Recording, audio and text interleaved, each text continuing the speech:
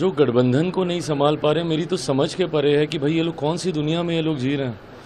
यहाँ पे आज की तारीख में जब दूसरे चरण का नामांकन हो गया है, इस तरीके की बातें करके अपने बिखरे हुए या कोलैप्स गठबंधन के ऊपर जो ये लोग पर्दा डालने का प्रयास कर रहे हैं, हम जब सरकार में आएंगे, हम जब सरकार में आएंगे, हम ये करेंगे, हम वो करेंगे। प्रभु आप आइएगा कैसे सरकार में? ऐसा गठबंधन आज तक कभी भारत के राजनीतिक इतिहास में हम लोगों ने नहीं देखा, जहां पे घटक दल एक दूसरे के सामने है। दूसरे चरण का और फाइनल नामांकन की पूरी प्रक्रिया समाप्त हो चुकी है, उसके बावजूद भी अभी भी नहीं पता कि कौन कितनी सीटों पे चुनाव लड़ रहा है, नहीं लड़ रहा है। एक साथ घटक दल कभी एक साथ बैठे नहीं। राहुल जी जिन्होंने इतनी मेहनत की, सब SIR को लेकर लोगों को भ्रमित करने का कार्य किया, सब किया, वेयर इज ही, है कहाँ वो? Completely vanished. इतना यहाँ पे गठबंधन में बवाल चल रहा है। क्या ये नैतिक जिम्मेदारी दो बड़े घटक दलों की नहीं थी? क्या ये राहुल जी और नेता प्रतिपक्ष बिहार में तेजस्वी, इन दोनों की ये नैतिक जिम्मेदारी नहीं थी कि दोनों एक साथ बैठें और गठबंधन में जितने भी बॉटलनेक्स हैं उसको क्लियर किया जाए, इन सारे जितनी भी उलझने हैं उनको सुलझाने का प्रयास किया जाए? ये तो गंभीरता का अभाव दिखाता है। ये तो शरीर से दिखाता है कि शायद कांग्रेस सीरियस ही नहीं है बिहार के चुनाव को लड़ने को लेकर। और ये हो भी सकता है, जिस तरीके से पिछले लोकसभा में कांग्रेस को राजद के द्वारा सीटें देने पे दबाया गया, हो सकता है संभवतः कांग्रेस को ऐसा लग रहा हो कि भैया एक बार फिर अगर इस बार ये मजबूती से अगर आ गए तो 2029 जो कि शायद राहुल जी के लिए ज़्यादा महत्वपूर्ण चुनाव है, शायद उसमें हम लोग को और दबाया जाएगा। इसलिए इससे अच्छा है कि गठबंधन का भ्रम बना रहे। अगर किसी को नुकसान होता है महागठबंधन में तो हो जाए।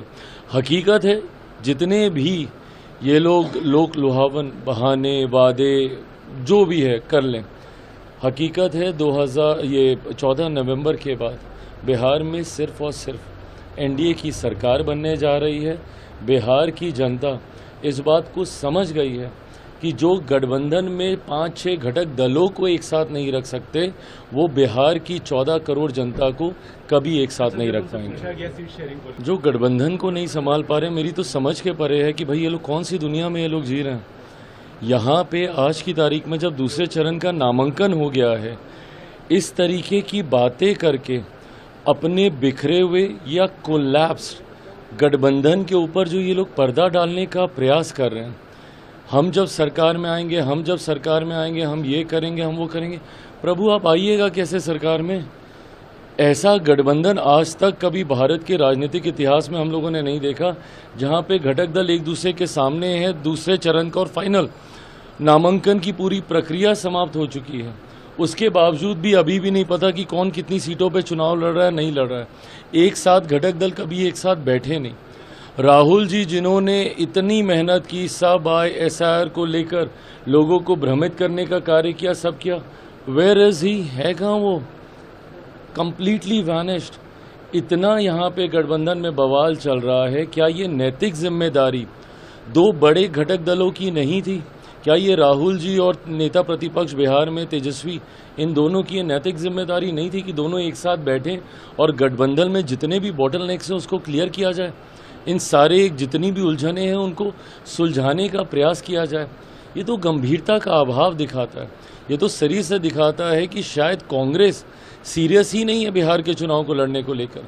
और ये हो भी सकता है, जिस तरीके से पिछले लोकसभा में कांग्रेस को राजद के द्वारा सीटें देने पे दबाया गया, हो सकता है संभवतः कांग्रेस को ऐसा लग रहा हो कि भैया एक बार फिर अगर इस बार ये मजबूती से अगर आ गए तो 2029 जो कि शायद राहुल जी के लिए ज़्यादा महत्वपूर्ण चुनाव है, शायद उसमें हम लोग को और दबाया जाएगा। इसलिए इससे अच्छा है कि गठबंधन का भ्रम बना रहे। अगर किसी को नुकसान होता है महागठबंधन में तो हो जाए।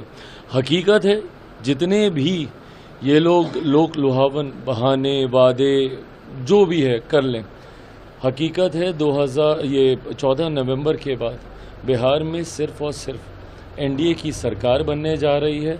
बिहार की जनता इस बात को समझ गई है कि जो गठबंधन में 5-6 घटक दलों को एक साथ नहीं रख सकते, वो बिहार की 14 करोड़ जनता को कभी एक साथ नहीं रख पाएंगे। अगर आप ये वीडियो YouTube पर देख रहे हैं तो हमारे चैनल को सब्सक्राइब कर बेल आइकन दबाएं, और Facebook पर देख रहे हैं तो हमारे पेज को लाइक करें।